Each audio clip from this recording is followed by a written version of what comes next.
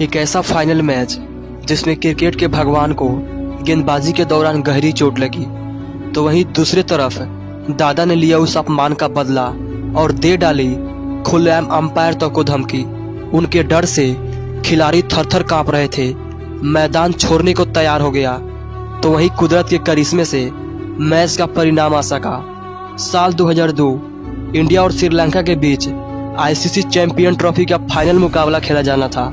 श्रीलंकाई कप्तान जयसूर्या ने टॉस जीतकर पहले बल्लेबाजी करने का फैसला लिया, लेकिन जाहिर खान ने पहले ओवर की पहली गेंद पर जयसूर्या को बोल्ड कर उस फैसले को गलत साबित कर दिया।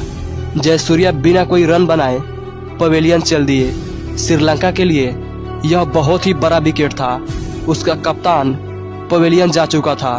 उसके बाद अत्तापत्तु पारी को संभालने मैदान पर आते हैं, लेकिन जाहिर की गेंद आज आग उगल रही थी।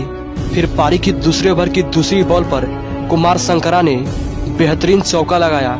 ये दोनों ही खिलाड़ी जाहिर को संभालकर खेलते तो वहीं अगरकर पर प्रहार करते, लेकिन 7वें ओवर में जाहिर खान ने भी ढील दे दिया और एक बहुत ही बड़ी नो बॉल फेंक दिया, जिस पर संकरा ने चौका जड़ स्कोर बोर्ड को आगे बढ़ाया। लेकिन 8वें ओवर की पहली गेंद पर अगरकर ने अत्तापत्तु को स्लिप में खड़े मोंगिया के हाथों कैच करा श्रीलंकाई टीम को दूसरा बड़ा झटका दे दिया। अभी तक इस फाइनल मैच में भारतीय टीम पूरी तरह से हावी होती है। अत्तापत्तु ने 17 गेंदों पर मात्र 10 रन बनाए। संकरा का साथ निभाने अरविंदा डी सिल्वा मैदान पर आए और आते ही अपना आक्रामक रूप दिखाया, क्योंकि 10वें ओवर में अगरकर को 23 रन कूट दिए। अगरकर की पहली और दूसरी गेंद पर तो चौका लगाया, फिर चौथी गेंद को भी बाउंड्री रेखा के पार भेज दिया। इस ओवर की 4 गेंदों पर 3 चौके आ चुके थे, लेकिन डी सिल्वा यहाँ भी रुकने वाले नहीं थे और 5वीं गेंद पर भी अगरकर को चौका जड़ दिया। अब इस ओवर की लास्ट बॉल बाकी थी, उस पर भी डी सिल्वा ने एक जोरदार चौका लगाकर इस ओवर में 5 चौके लगा दिए। श्रीलंका टीम का स्कोर 10 ओवर की समाप्ति पर 51 रन पर 2 विकेट होता है। उसके अगले ही ओवर में डी सिल्वा ने हरभजन को भी एक शानदार चौका लगा दिया। अब लगातार बाउंड्री आ रही थी, रनों की गति बहुत ही तेजी से आगे बढ़ रही थी। हर गेंद को डी सिल्वा सिर्फ चौके में ही डील कर रहे थे। अब संकरा भी उनका संग खूब साथ निभा रहे थे। अचानक से रनों की गति में तेजी बढ़ गई, लेकिन उसी बीच डी सिल्वा अनिल कुंबले को एक बड़ा शॉट लगाना चाहा, पर शॉट लगाने के चक्कर में अपना विकेट खो दिया और निराश होकर पवेलियन चल दिए। अरविंदा डी सिल्वा 27 रनों की बेहद ही तेज पारी खेली। अब भारतीय टीम के सामने महिला और पुरुष की जोड़ी होती है, लेकिन महिला संग संकरा पिच पर टिक न सके और एक भयंकर मिस अंडरस्टैंडिंग के चलते संकरा रन आउट हो गए। ये जोड़ी और महिला का दिल एक साथ टूटा था। इसका दर्द महिला के चेहरे पर साफ दिखाई दे रहा था। यहाँ श्रीलंका टीम का स्कोर 16.3 ओवर में 71 रनों पर 4 विकेट हो जाता है। श्रीलंका टीम संकट में आ चुकी थी। अब महिला जवर्धन का साथ देने रसल अर्नोल्ड आते हैं। ये दोनों ने भारतीय गेंदबाजों का सामना संभल कर किया और 20 ओवरों तक कोई विकेट नहीं गिरने दिया, और तभी रसल ने कुंबले को लेट कट चौका लगा दिया। श्रीलंका की पारी कछुए की रफ्तार से आगे बढ़ रही थी, क्योंकि 30 ओवर का खेल समाप्त हो चुका था और स्कोर मात्र 112 रन ही था। तभी जवर्धन ने स्कोर को तेजी से आगे बढ़ाया और कुछ चौके लगाए और अपने टीम के रन गति को तेज किया। इसी बीच दोनों के बीच 50 रनों की पार्टनरशिप भी पूरी हो गई। अब यहाँ से श्रीलंकाई टीम को मैच में बने रहने के लिए बड़े शॉट की जरूरत होती है। ये दोनों खिलाड़ी टीम को संकट से निकाल चुके थे। अब जरूरत थी बड़े बड़े शॉट खेलने की, और इसी बीच इसी शॉट के साथ महिला ने अपना 50वां भी पूरा कर लिया। श्रीलंका की तरफ से यह पहला अर्धशतक था। अब इस पारी का 40 ओवरों का खेल खत्म हो चुका था। श्रीलंकाई टीम का स्कोर 152 रनों पर 4 विकेट ही होता है, और यहीं से शुरू होता है मैच का विवादित पल, जो इतिहास के पन्नों में हमेशा हमेशा के लिए अमर हो गया, जो दादा के दामन के साथ हमेशा हमेशा के लिए जुड़ गया। रसल एक शॉट खेला, उसी दौरान रसल पिच पर दौड़ते हुए दिखाई दिए। तभी राहुल द्रविड़ ने रसल को पिच पर दौड़ने से मना किया। उसके बाद रसल ने कुछ जवाब ही दिया कि तुरंत ही सौरभ गांगुली वहां पहुंच गए और रसल को बाहर मिलने तक की धमकी दे डाली। झगड़ा रुकने का नाम नहीं ले रहा था, झगड़ा बढ़ता जा रहा था।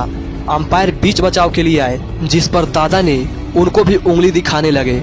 यह विवाद तो थमने का नाम ही नहीं ले रहा था। रसल तो मैदान छोड़ने के लिए भी तैयार हो गए, क्योंकि दादा के दादागिरी के सामने वो भी हार मान चुके थे।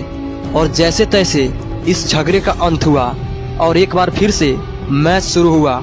इसी कारण यह पल दादा के दादागिरी के लिए आज भी लोग याद करते हैं। अब उसके बाद सचिन तेंदुलकर गेंदबाजी इंड पर आते हैं गेंदबाजी करने के लिए, और उनकी गेंद पर एक शॉट खेला गया, जिसको कैच पकड़ने के चक्कर में सचिन तेंदुलकर जमीन पर गिर पड़े। उसी दौरान सचिन के पेट में गहरी चोट लगी, जिसके चलते सचिन खड़े नहीं हो पा रहे थे। उनके पेट का दर्द अथाह था, लेकिन फिर भी सचिन ने मैदान छोड़ना मुनासिब नहीं समझा और मैदान में अड़े रहे। अब इस चोट के बाद तो भारतीय खेमे में भूचाल सा आ गया। हर भारतीय गेंदबाज अपना जान झोंकने को तैयार था, और यही कारण था कि श्रीलंकाई बल्लेबाज एक एक रन के लिए तरस रहे थे और लगातार ऐसे ही कुछ ओवरों तक रनों का सूखा बना रहा। लेकिन 43वें ओवर में महिला जवर्धने ने सचिन तेंदुलकर पर एक बार फिर से अटैक किया और उनको लगातार 2 चौके लगाकर अपने बीच 100 रनों का पार्टनरशिप भी पूरा किया।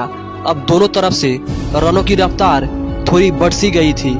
अब रनों की बरसात हो रही थी, क्योंकि रसल आखिरी के ओवरों में और भी घातक हो जाते हैं, और उसका परिणाम भी देखने को मिल रहा था। जहां कुछ समय पहले श्रीलंकाई खिलाड़ी एक एक रनों के लिए तरस रहे थे, तो वहीं अब रनों की प्रलय आ चुकी थी।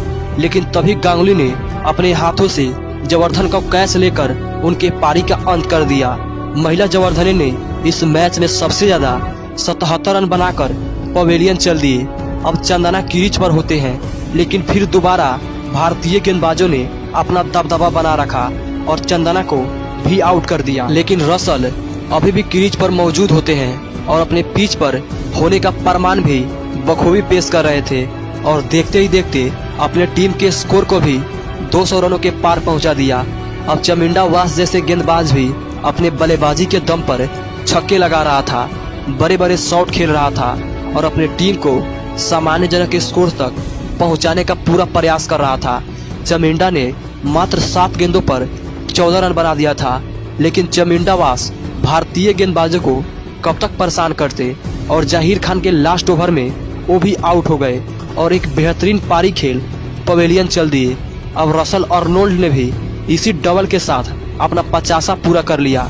फिर रसल ने जाहिर की 5वीं गेंद पर एक शानदार चौका लगाया और मोमेंटम को अपने साथ ड्रेसिंग रूम तक ले जाना चाहा, लेकिन जाहिर खान की शानदार गेंदबाजी की वजह से आखिरी गेंद पर केवल 1 रन ही आ सका और श्रीलंकाई टीम ने 50 ओवर की समाप्ति पर 7 विकेट खोकर 222 रन बना दिए।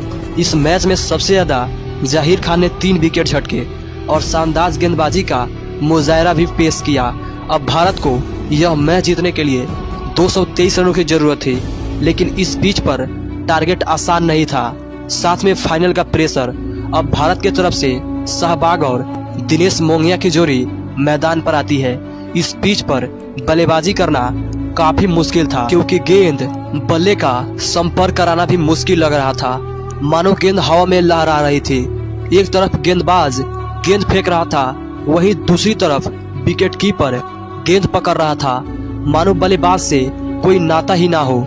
लेकिन दूसरे ओवर की दूसरी गेंद पर सहवाग ने इस पारी का पहला चौका जड़ दिया। लेकिन आज इस पिच पर हर खिलाड़ी संघर्ष करता दिख रहा था, चाहे सहवाग हो या मोंगिया। दोनों ही बल्लेबाज श्रीलंकाई गेंदबाजों के आगे परेशान दिखाई दे रहे थे, क्योंकि गेंद और बल्ले का कोई संपर्क ही नहीं हो पा रहा था और लगातार भारतीय टीम पर दबाव बढ़ता जा रहा था।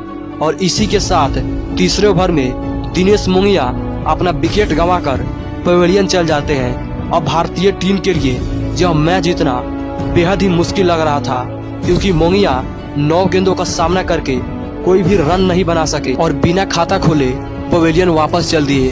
अब सचिन तेंदुलकर और वीरेंद्र सहवाग की जोड़ी पारी को संवारने के लिए क्रीज पर होती है और सचिन जब पहली गेंद का सामना किया तो उस गेंद पर जोरदार अपील करी गई, लेकिन अंपायर ने उस अपील को नकार दिया।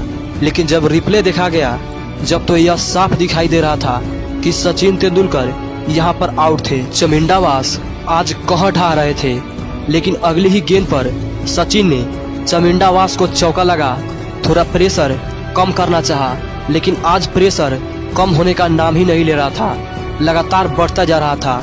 क्योंकि आज यदि भारतीय गेंदबाज गेंद नहीं आग का गोला फेंक रहे थे तो श्रीलंकाई गेंदबाज भी गेंद नहीं बारूद फेंक रहे थे, और इसी कारण इस पिच पर टिक पाना हर बल्लेबाज के लिए मुश्किल होने वाला था।